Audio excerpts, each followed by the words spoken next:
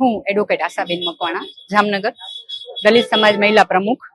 આજરોજ અમે અહીંયા ધારણા કરી રહ્યા છે. દલિત સમાજ ઉપર ઘણો બધો અત્યાચાર થઈ રહ્યો છે. હાલ અમારા યુવા એક દેવરાજ ગોહિલ કરીને છે, એ હાલ એને ખોટી રીતે સંડોવાયો છે. ખોટી રીતે એના ઉપર ફરિયાદ કરી છે, ખોટી રીતે એના ઉપર વિડીયો બનાવડાયો, એને ધમકી દીધી અને જેલમાં અત્યારે પૂરી દીધો. એના માટે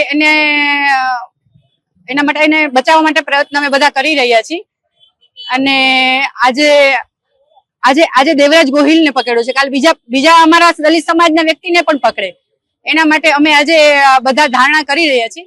અને આગળ જો અમારે દેવરાજ ગોહિલને જો અત્યારે ન્યાય નહીં મળે તો અમે આગળ એના પણ વધારે સ્ટેપ બાય સ્ટેપ જવા માટે ગુજરાતના બીજા આગેવાનો પણ આમાં જોડાઈ રહ્યા છે.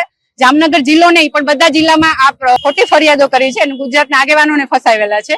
દલિત સમાજમાં જો આવું ને આવું રહ્યું તો અમારો દલિત સમાજ ક્યાંથી આગળ વધશે? એટલા માટે અમે આજે હવે મહિલાઓ આગળ આવશે. અત્યાર સુધી પુરુષો હતા જ, હવે અમે મહિલાઓ આગળ આવશું અને અમે સ્ટેપ બાય સ્ટેપ આગળ વધીશું. અને અમને આનો ન્યાય જોઈએ. અને શેખ સાહેબે જે આ ખોટી ફરિયાદ કરી અને ખોટા વિડીયો બનાવ્યા છે એના માટે અમે આગળ વધી સસ્પેન્ડની માંગણી કરી છીએ. હું એડવોકેટ આશા મકવાણા, મહિલા પ્રમુખ, જામનગર જિલ્લા. જય ભીમ, નમો બુદ્ધાય.